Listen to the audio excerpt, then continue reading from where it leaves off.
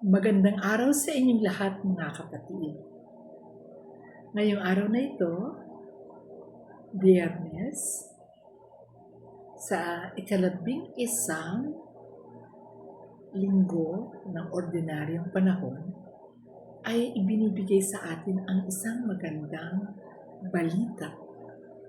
At ito ay hamo sa libro ni San Mateo, Kabanata 6 at talata 11 hanggang 23. Dito ay itinuturo sa atin ang isang katotohanan na dapat nating paniwalaan.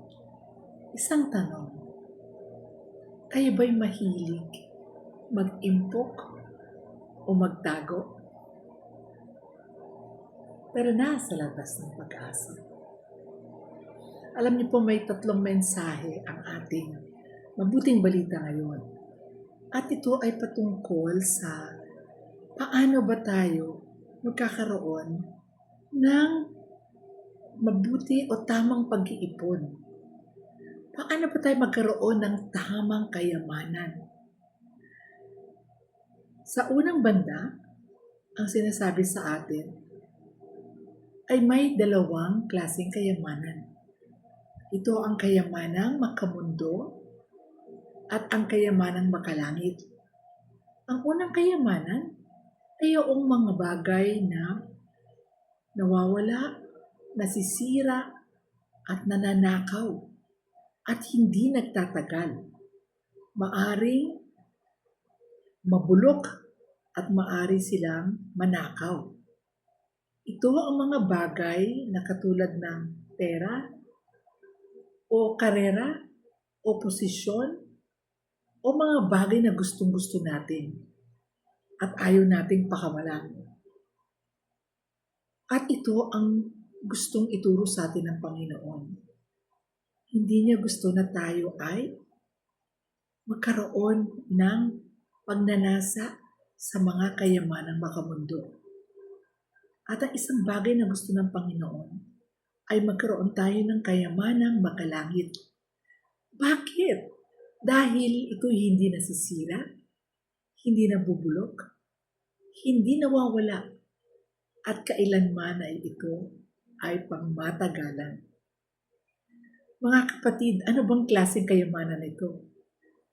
Ito ay ang ating pagmamahal sa Panginoon.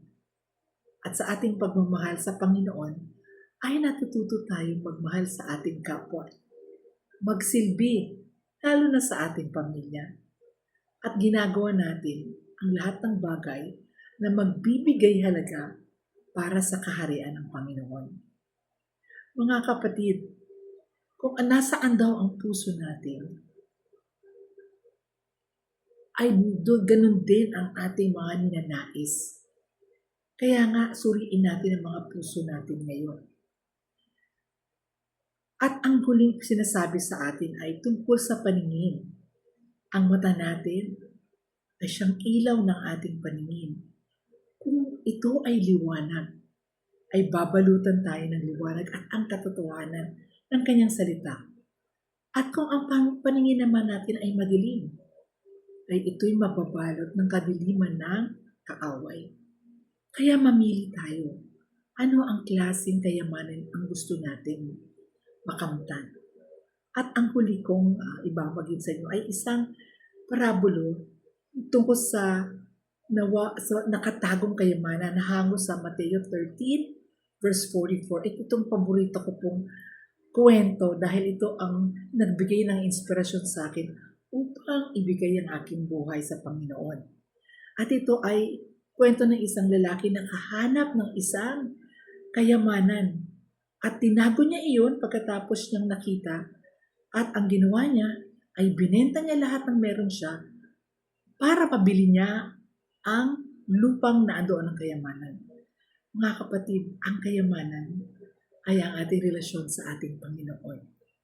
Huwag nating sayangin at huwag tayo magkaroon ng pag-aatubili o pagdadalawang isip dahil kapag pinili natin ang kayamanan na si Jesus at inuna natin siya sa buhay natin, sa isip, sa salita at sa gawa, ay makikita natin ang kapayapaan at ang kaligayahan na nanggagaling naman sa Kanya.